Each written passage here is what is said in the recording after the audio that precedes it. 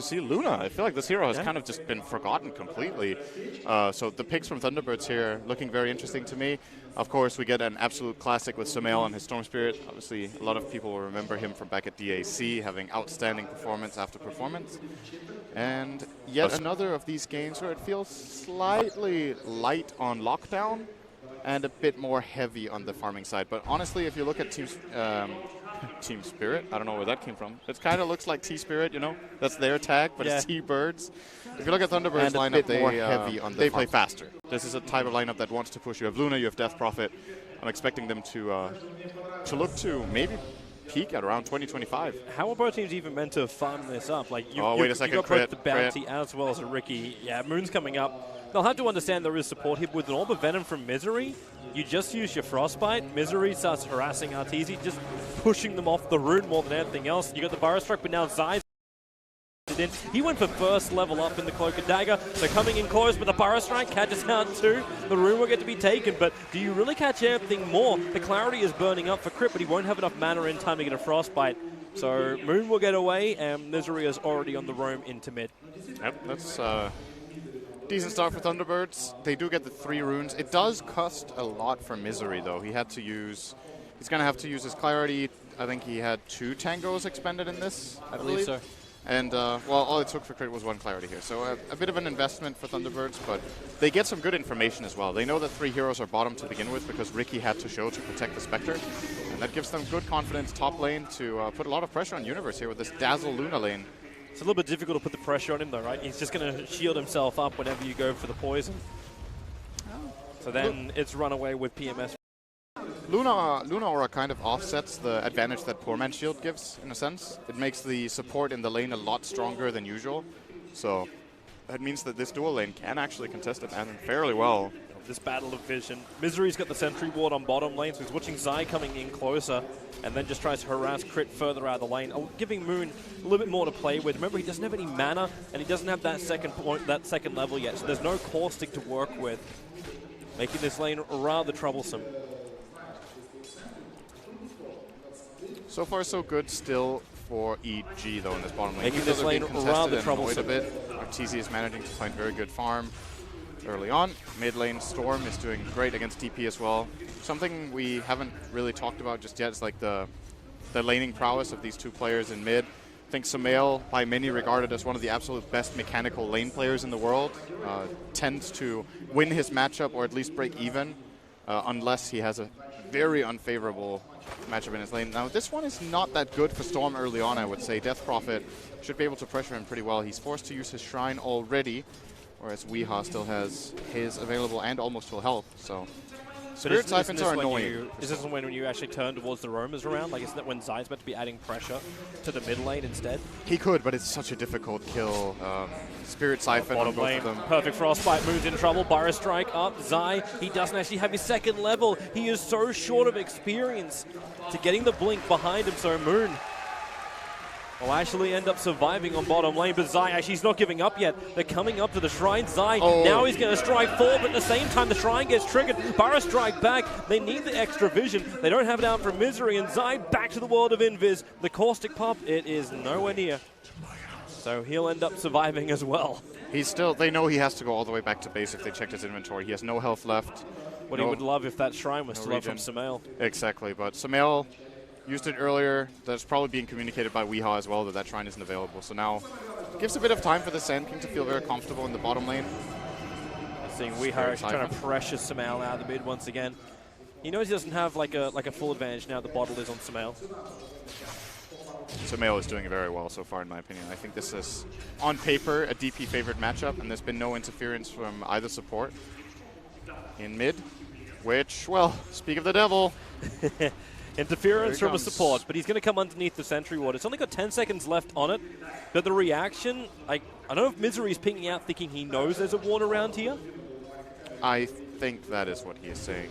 He's trying to get this information by moving. Oh, the ward's gone now. Sumail's actually going to be a little bit more careful now. But Chris not even coming to help him. Saw that. Like, Chris actually farming underneath the Dire Observer Ward. And I think that's actually the reason why Misery is making a beeline down towards this Crystal Maiden. He knows he's got to kill. He put this ward down when they first came down to contest the rune. So he knows exactly where Crit is moving. He'll come underneath the tower, but Misery, he will take the first blood. And a bounty rune. Good stuff from Misery. That ward finally paying off. They placed it very early. They do get some good value out of it. Now, that gives Sumail a bit of confidence in the mid lane. He's going to be able to bottle Crow freely, knowing that the courier won't get sniped. He gets some decent CS, and now Zai will look to put a protective ward up for him. We have hit nighttime, so you want to get these wards out against rotations when the vision is at its lowest. Of course, it doesn't fully protect you when there's invisible heroes in the game, and you could always invest into smokes, but as far as Thunderbirds go, their rotation power is not that great early on until Sand King really gets involved. Bounty Hunter is nice for this early harassment and finding this nice pick. When Sumail's level 6, he kind of can't die. Do Thunderbirds actually rely more on their rotation? Because once you have Exorcism up and running, can it turn into a push play? Absolutely. Oh, Sumail is not 6 yet, though. Oh, he can't jump away. The slow is just going to be too much, but maybe, no, he can't do enough damage to get something back against Misery as well as Weeha. So Thunderbirds up at 2-0. And Weeha, the man claiming the last hit in the mid. And like you said, when Death Prophet hits level 6, they can go for... DP should hit 6 now before Storm because of this kill.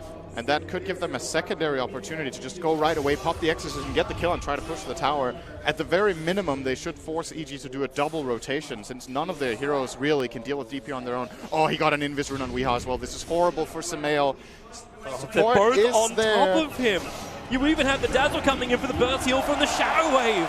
Thunderbirds, everything is going their way here. Great play call here to bring Saksa for this. You're not going to expect the Dazzle to rotate. And they're taking as much advantage as possible of the fact that Sumail hasn't hit level 6 yet. This is probably the last time these two heroes can combine up for a kill until, well, maybe it's possible if we have skill Silence. That's, of course, a play they do have. But TZ is living in fear on the bottom lane. Yeah, that's also a really bad matchup. This early game for Thunderbirds is looking great. They force rotation toward mid from EG because they're taking so much damage on their Stone Spirit that Sand King gets a one-on-one matchup against Spectre, and Spectre's so fragile and weak against this kind of hero, bullying him out. TZ's actually going home. He doesn't have the life to survive. Oh, good choice. It looks like Misery might have actually been able to find him there. He gets out in time. So they're going middle lane. Crit with that quick little haste rune jumping into the mid. They do have the silence, so Weeha can't just Spirit Siphon himself away to victory. And that allows Sumail, 1, to have level 6, and 2, to get a good big kill over on the Death Prophet. Yeah. Top lane, a little bit more trouble for the Abaddon. Trying to reach back to his tier 1 tower, able to make it. And Zai also rotates up to the top lane. Big pick for EG, though, to get this comeback in the mid lane. They were losing their mid lane. They were kind of losing all 3 lanes, actually. Abaddon is getting way less than the Sand King, and Luna is also out-farming the Spectre. So the early game for Thunderbirds was already starting to look really, really great. This comeback kill is a bit of a breather for them, but of course you need to keep in mind, Moon Meander is level 5, almost 6 down here. Someone still needs to come and help Arteezy, or he's going to have to go back to base again. Yeah, he's trying to trip Spectral Dagger forward. Crit is on his way, almost trying to force Moon into the engagement. And with the Nova and Frostbite, this should be a return, but Moon, Burrow strikes out, going into the epicenter. Spill damage with the help of Misery, should be able to get a return kill onto Crit. Bumping Misery up as he hunts Arteezy through the tree line. Arteezy going north 40. And then daggering away. He doesn't have his TP scroll. He's got 6 stick charges, but now he's on the wrong side of the river and cutting deeper into enemy territory. This is going to take forever for Arteezy. He has to wait 30 seconds to TP to base. And then come back out. And then walk back to lane. He's basically losing 15 CS right now. With the 6 stick charges, can you actually TP back to your tier 1 tower? No. You need to... Well, possibly, yeah. He could actually do that and send out a flask. I think that's a better play, to be honest, than going back to base at this point. The courier just got used and is sending the ring of regen for Sumail forward. Yeah, well. So no joy for Arteezy. So usually you would say when you trade the Sand King for a Crystal Maiden, it's favorable for EG because they get a core kill for support, but the cost here for the Spectre is way too high. It's almost as if Thunderbirds got 2 kills there. Arteezy actually went home too, so he didn't try and play around with the tier 1 tower. And this is not looking good for EG's early game, but you still can wait for their power hit. Zai's going to try and play this middle lane with the help by Arteezy. That's one way to get back to the front lines. Hold yourself in, go for the kill on Weeha. The damage output, however, Sumail must ball lighting himself in deeper. He had the regeneration room, that's what gave him the man to get there, but they lost Arteezy. Crit's not too healthy either. And they know more. Misery underneath that sentry ward. EG re-engaging, able to kill off Misery, but Resolution lets the lights go. But the creep wave, it soaks up everything. Zai not getting hit by a single beam. That was so unlucky for Resolution. Generally, you at least hit one, but all 4 beams there from, or actually all 5 rather, from Eclipse hitting the wrong targets. And Zai can count his lucky stars on that one. And EG, that looked a bit shaky. At the end of the day, they get a couple kills and they get out. But it's at the cost of their bottom tier 1 tower. Arteezy, yes, he was involved, but again, I think he hasn't touched a creep for 2.5 minutes now on the Spectre. He gets a bit of assist gold in the middle. That's nice, but he needs more than this. So how does EG protect him? Does this become a vision game around the Radiant jungle? Do you have to babysit him with one support? I suppose this will help when he can try and get kills up on top lane, but... Well, to be fair, Resolution did also rotate mid actually, so he also lost some CS. But look at the creep scores here. Arteezy's trying to dagger forward and just harass down Suxa, but this is difficult. Zai can't really find the kill on him, and he knows it. Spectre's just really weak right now in this game. That's yeah. Most of the Spectre games we've seen this tournament, Spectre is just not given the perfect early game that it's looking for. It's generally a bad idea to give Spectre free farm unless you have a lineup that can peak early. Arguably, Thunderbirds could do that, and they did for the first short amount of time. Precious Sumail. Oh, speaking of which, he's going to jump in on. Yeah, going on towards the mid lane. Death Trop, but real trouble still silenced up, and Weeha will fall. Misery to the neighborhood, and he's starting to prep the tracks. He was actually the man attacking into Crit on the back line, so he wasn't there to help out. Zai's Riki is really, really important in this game for EG. He's kind of set up everything for them. Every kill they've got on mid has been because of the smoke screen. How many deaths does Weeha have now? He has 3. Sumail only 2, and he got pressured hard in the start, but EG brought him back in the game. Once again, at the cost of Arteezy, but that's something they can maybe deal with now. His Haunt is online again. We'll be getting Urn after a couple more creeps. He probably wants to get involved and get some Urn charges up and running. Maybe we should start talking about the other side of the Arteezy coin, the Resolution side, the 1-for-1. Because right now Resolution is #1 in net worth. He's actually bouncing forward with Sumail. But it's the fact that you've got a free farming and leveling up Luna. She TPs around a little bit, but she can bounce off the top lane and give the space for Moon to pick up his Blink Dagger. It looks like Thunderbird's timings and items are looking really good for that 5-man ball into EG. Absolutely, and the key items in this game have got to be something along the lines of Euls and Force Staffs. That's how you deal with Riki. It's a great way of dealing with the Crystal Maiden. It's also a good way of dealing with Spectre, to be honest. You just want to create some space, buy time, and survive with your heroes. They're coming for a kill up on top. Zai needs to get this perfect jump. It's going to help when Moon Burrow strikes aggressively forward. Here comes that Haunt. Arteezy wants the kill, and they don't actually give it to him. Zai is the man who's going to get the last little backstab in onto the SK. Slows down the Blink Dagger and gets Arteezy in a successful engagement. Yeah, it's still, regardless, it's a very good play for EG. Arteezy doesn't get the kill, but it's a good kill to get for their team. Now, will Thunderbirds try to put some more pressure here? They're looking to go mid. Well, we've got no Exorcism available, so they can't just force it that way. Well, then they're getting flanked. Here comes Universe, Crit as well. They go for the Frostbite over on Weeha. Sumail jumping forward. They're going to Vortex back in Wee. Need a little bit more damage, but they won't be able to do it. Not while the Shallow Grave is down. But when you let the Frost fall, it will be enough to get 2 kills into Thunderbirds. Moon wants to join the engagement. Burrow strike forward. He only hits creeps, however. No control on the EG heroes. Misery will fall down as well. And Evil Geniuses. It was a casual wraparound, and Thunderbirds sat there and took it. Once again, the Riki of Zai is playing an incredible game so far. He gets the perfect smoke screen on the Luna. There was no Eclipse for the whole fight. Resolution's in this awkward position where he has to choose between running to the right and casting Eclipse and being out of range of almost everyone, or running left through the entire smoke screen. This is a level 1 smoke screen, mind you. It's still just, the smaller radius makes it a lot weaker than on higher levels, but it's good enough for now. And yep. Thunderbirds might have overstayed their welcome. I actually think that was playable for them, but as you pointed out, with no Exorcism, and if they don't get the Eclipse out, it's too hard. Yeah, and until they have the 4 starts, that's not going to work for them. And even Luna, you know the Hurricane Pike will come, but because she built the Mask of Madness early on, it's next item Dragonlance, so it's going to take a while before these items come up. We probably thought you were going to get the injection of money once you started bringing down Tier 1 towers. But that's the purpose of having this Death Prophet as well as Luna. It should be something that EG cannot repel. Damn, Sumail has a lot of CS. It's actually... He's #1 in the network. Very surprising. He's got 110 CS minute 13 after dying twice in lane and being involved in 7 kills. That is very impressive play from him. And EG have been making some good moves after what looked like it could have been shaky early on. They've utilized especially the Haunt and the Riki very well, and of course the Storm Spirit following through, kind of come together as a team. And Universe, solid as rock as always, has no deaths on this Abaddon. Generally see other offlane Abaddons in this tournament have 1 or 2 deaths in lane. Kind of overextending a little bit, but he plays it safe. Universe has been a rock.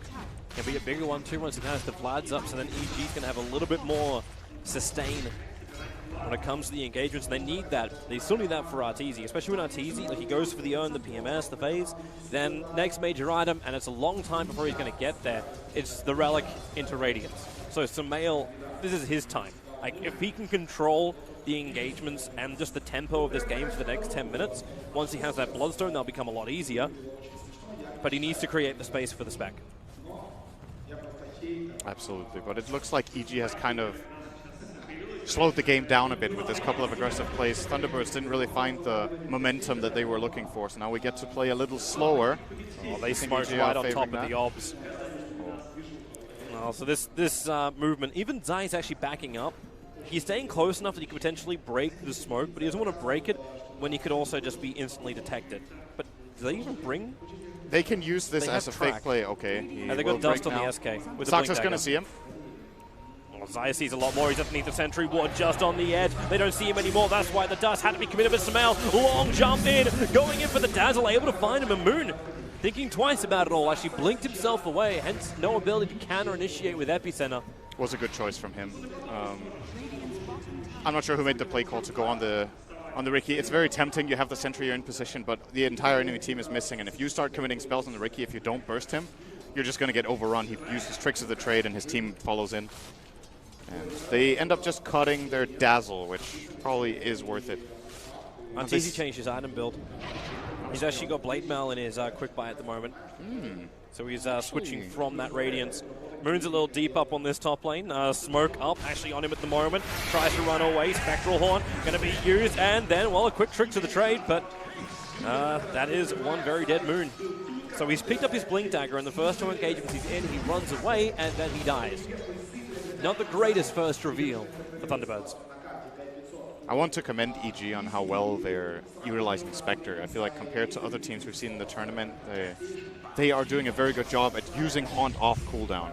Arteezy has been in 9 out of 11 kills, so every time there's a Haunt available, he joins in, contributes with what his hero can right now. Obviously, Spectre not the greatest hero at this point in the game, but they're playing to their own strengths.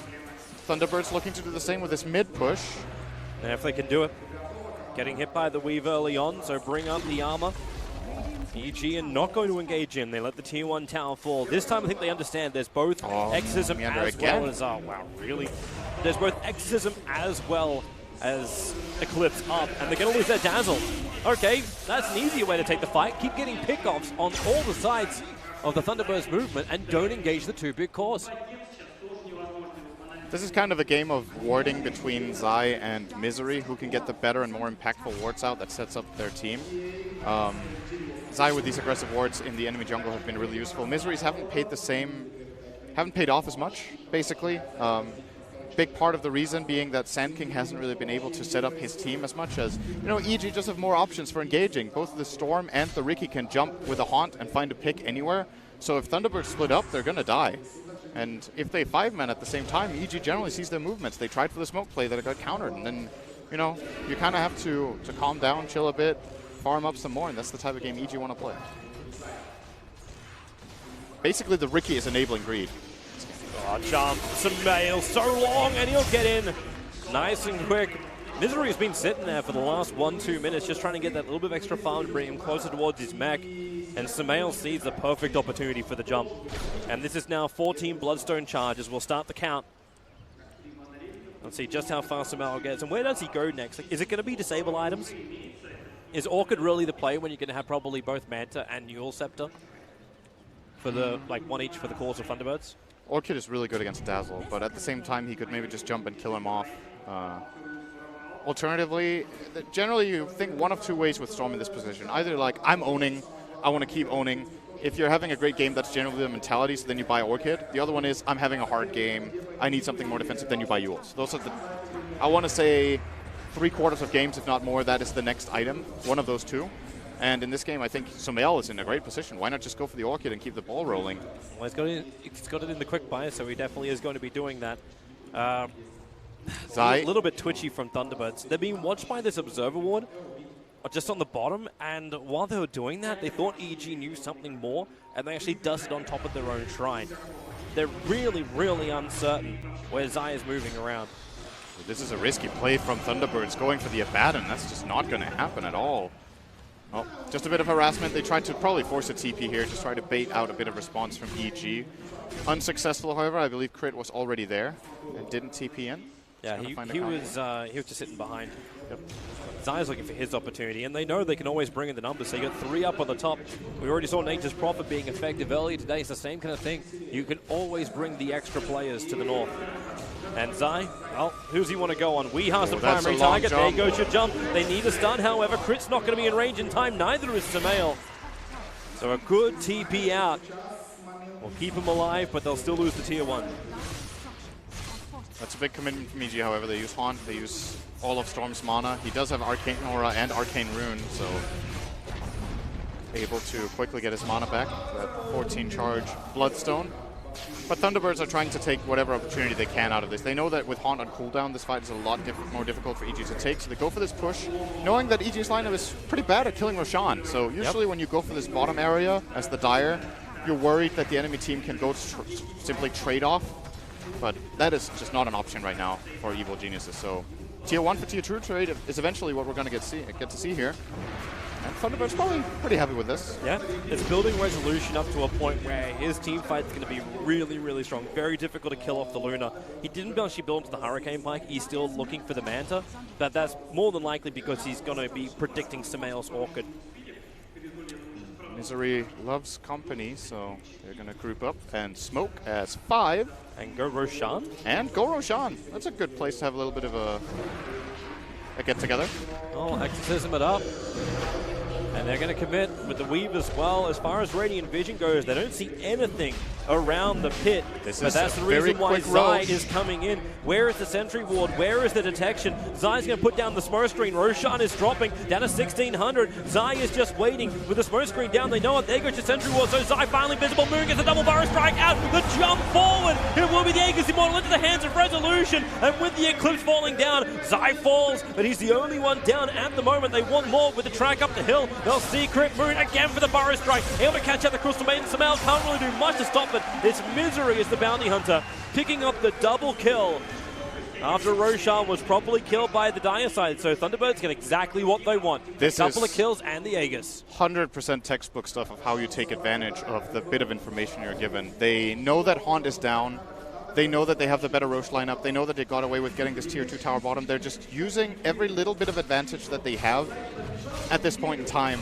If Haunt is off cooldown, this could be a completely different story because EG could just pop the Haunt, get full vision of every other hero, isolate the one they want, and build the fight on their terms. But with RTC unable to do so, Thunderbirds this time around get all of their spells off very well. And that wasn't even perfect. They didn't have a sentry down early, so Zai did get in for the smoke screen. With an earlier sentry, maybe he just dies and the Roche falls. But you could argue it's maybe better this way. They got a bonus kill on Crit like this. Yep, they actually made EG believe they had the fight. Oh, so much patience from Thunderbirds. Smoke screen went down. Did they freak out? No, they just took it one kill at a time.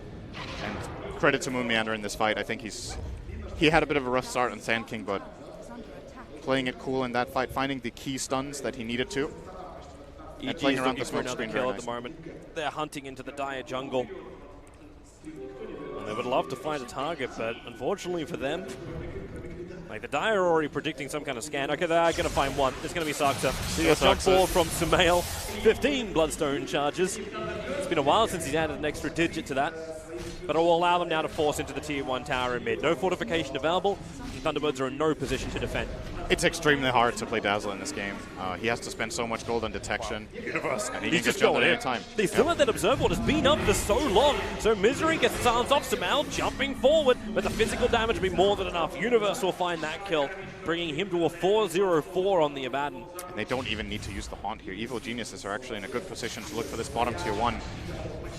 Have Haunt available. Relic is on the courier for Arteezy, so 1,000 gold to go for him for that big Radiance upgrade. And that's when things get scary for Thunderbirds, in my opinion. First of all, the Haunt is going to show them where Bounty Hunter is. There's going to be an illusion spawning next to him. They're going to cancel out the Sand King's Blink Dagger. And with Dazzle being this poor, the Spectre alone can force Grave and probably just kill him off after. And without the Grave, Stormspirit is going to have a great time. Now they have 2 options of dealing with the fights, especially when his Orchid comes up. Oh, top lane crit is in absolutely no man's land. Thankfully, there's the Yule Scepter after the Burrows drive from Moon, again focusing on creeps instead of heroes. Usually these kills aren't that expensive, you know. Sometimes you risk it with a support. You're like, okay, I'm going to go top and push until I get killed and we get some information about what's going on the map.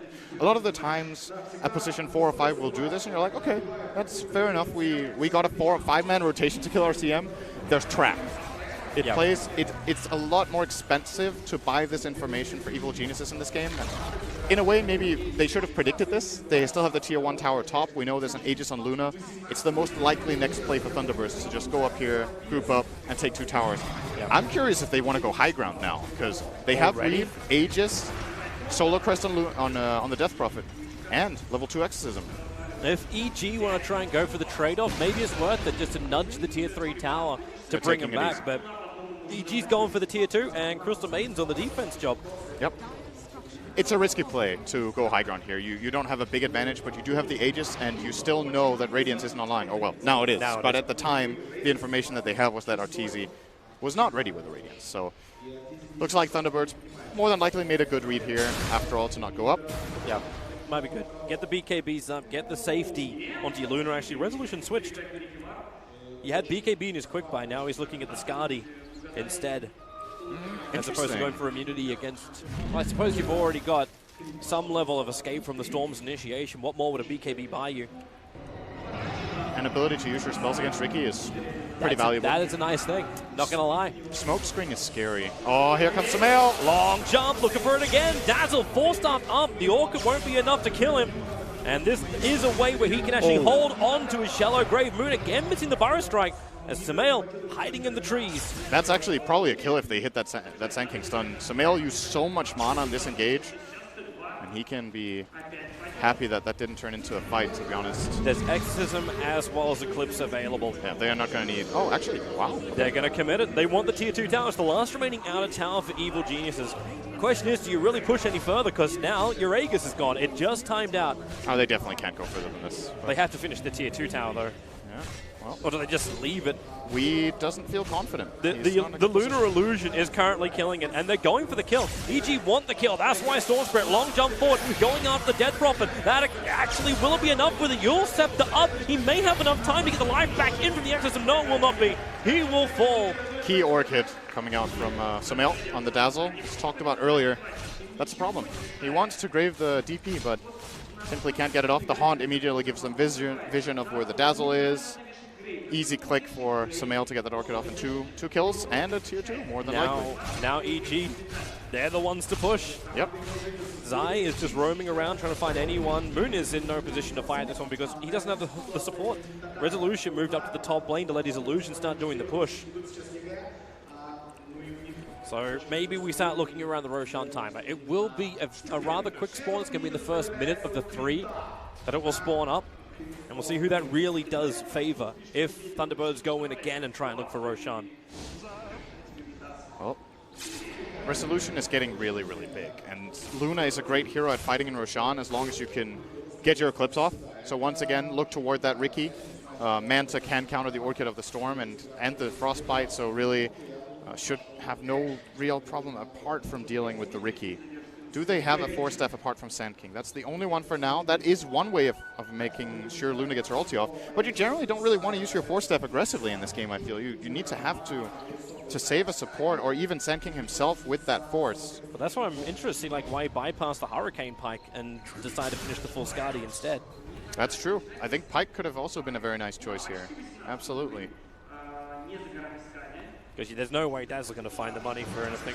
He's having a hard enough time, and now you get a diffusal blade up on Zai. The Ricky starts progressing his way into being that fourth core for EG. That's a very big item. Can purge off the Yules of Death Prophet. And they can kill her off very swiftly. Storm's going to jump Death Prophet. She's going to self-Yules. They purge it, or hit the Dazzle and just kill DP. They need bigger items on Weehaw right now. The Blink Dagger is very different than what we usually see, and it's more of an aggressive approach. Yeah. It can also be used defensively, of course. If they see the Storm jump coming, he can maybe disengage.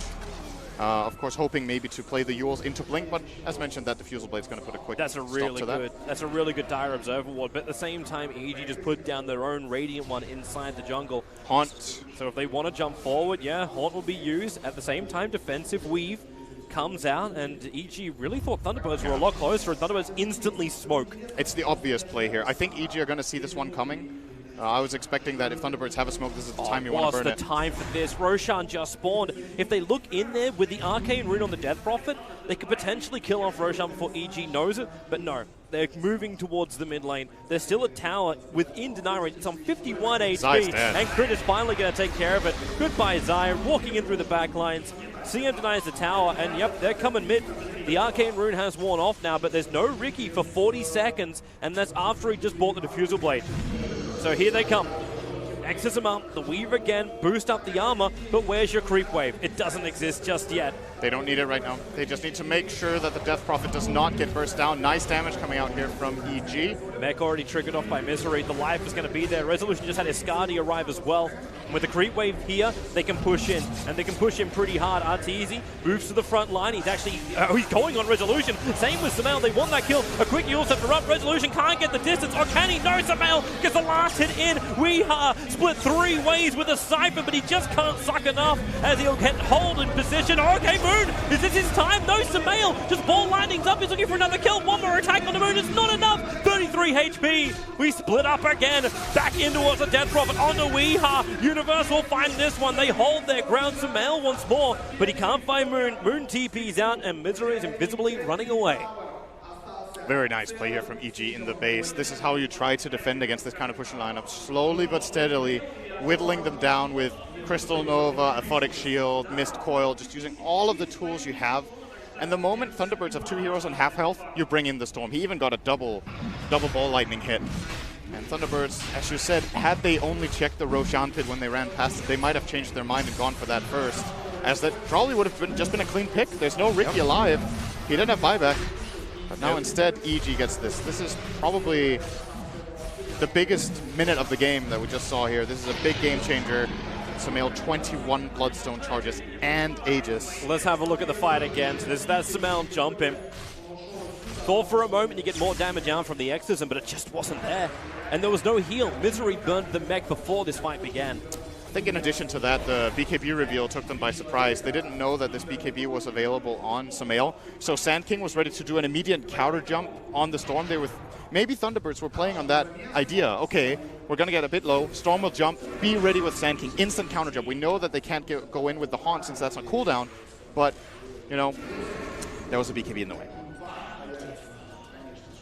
And now this game is looking very good for Evil Geniuses. It's not like they have a massive advantage. We're talking 4K gold. The experience actually massive. Okay, yeah, that the is experience massive. is a lot higher. That's kind of crazy.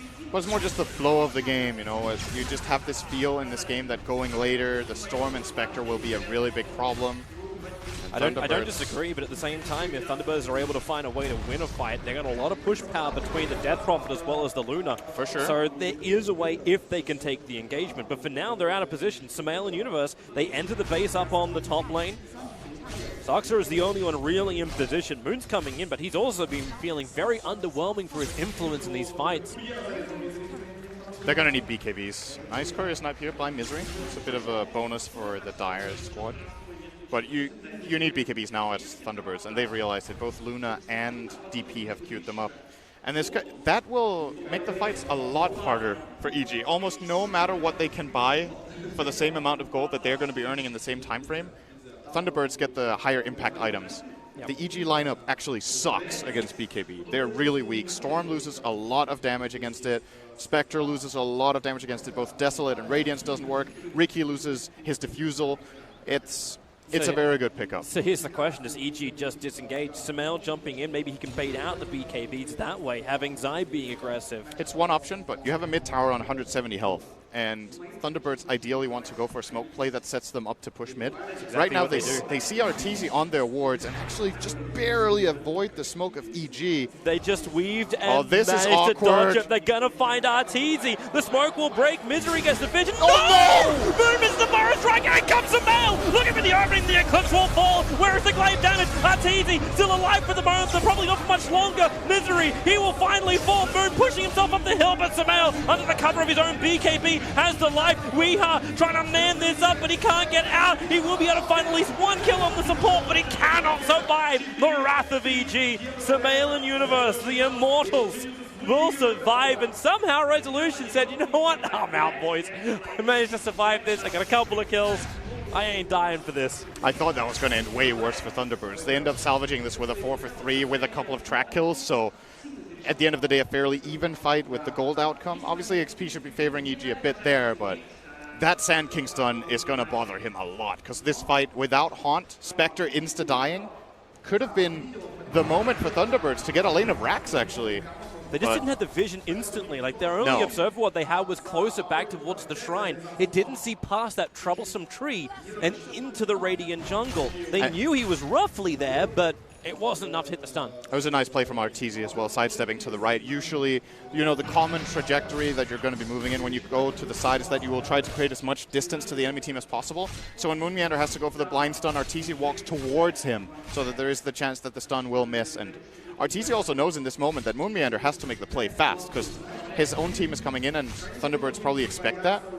As a result, we're going to see it here. So Arteezy breaks the smoke, runs up, and now he's going to step right just a little bit to dodge this Sand King stun. And it makes a big difference that he gets haunts out. Of course, he does die here, but Arteezy's damage in that fight was really significant. And look at Saksa just dying every fight. It's just merciless. Playing Dazzle in this game is an absolute nightmare. He's playing against two of the worst heroes he can face, Storm Spirit and Riki. So Saksa, honestly, him being 0-7 and 8, not too bad. Oh, look at that. Oh, you see it from Moon. You see it from, he knows. He knows he just got, well, he got schooled by Arteezy. He's just not having one of his best games, and this is where it's important that you don't lose focus on the bigger plays. Sure, you messed up. It wasn't the end of the world. The fight didn't go as it could have, but there's going to be more fights ahead of him. Next time, just keep a bit cooler. Don't get tilted. Watch this timing on Sumail. He's got 20 seconds before this Aegis will time out. So he wants to be a little bit more aggressive. But yeah, he's got a lot of money. A full Bloodthorn done, and he's already staring down the barrel of a Shiva's 1,400 away from completing that as well. And then he's almost 6-slotted. Shiva is incredible in this game.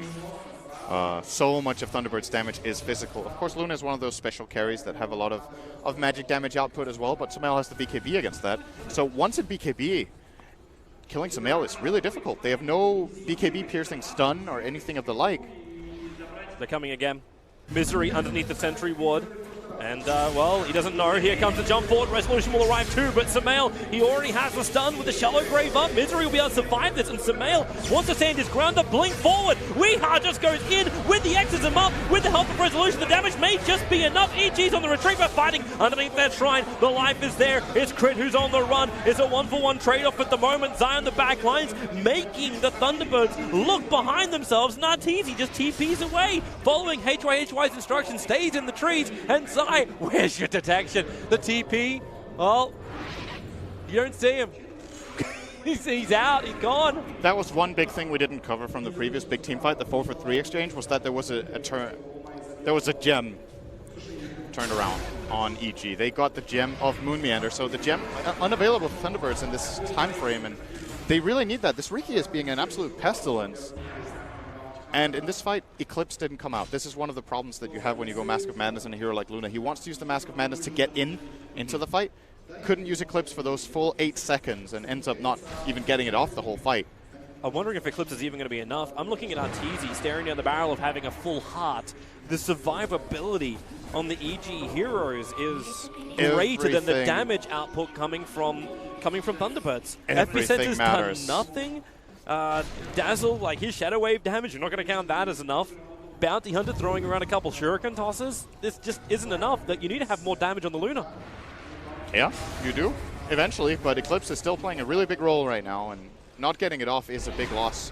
Of course, the later the game goes, the weaker it gets. I'm curious to see what Arteezy is thinking of next after this heart. He may have the other protection. Like, I'm looking at Universe, looking at his Aghanim Scepter is 1,400 away. Yeah, it's a big item. Yep. I feel like I talk about that every single game I cast a Baton, but honestly, it's incredible. This There's a reason why this hero is being one of the most picked up heroes as Smail goes for the long jump. Where's the save? The smoke screen is down. Resolution gets the BKB up, but he's just so low. The physical damage may be enough. The Shallow Grave. It'll be there in time. Now the attention turns towards Misery. Moon creates some space with his Burrow Strike, but Misery is down. The Shrine's trigger as the Haunt will allow EG to go up high ground against the Tier 3 tower. Weeha wants them out of his home, but don't go out too far. In fact, they may have to. The Tier 2 tower is where EG is shifting their attention now. Tower's gone.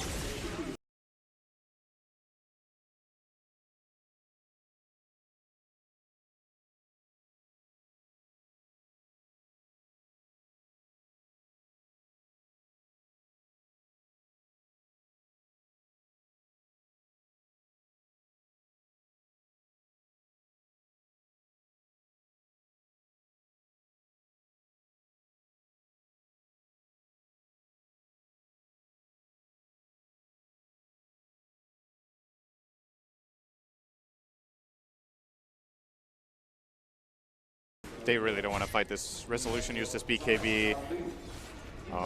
They have a dead Bounty Hunter. Sure, he might not be the strongest team fight hero right now, but the tracks are actually playing a big role in Thunderbird's ability to stay on target with the Death Prophet, especially. That movement speed bonus pretty much gives Weeha haste every single fight. Good play from EG here. Most of it. Like, Weeha's going in. The second he triggers that Exorcism, he wants to be right on top of any target he wants to kill, and he's looking for the backliners. I think getting in on the Maiden really quick and just getting rid of her is very nice.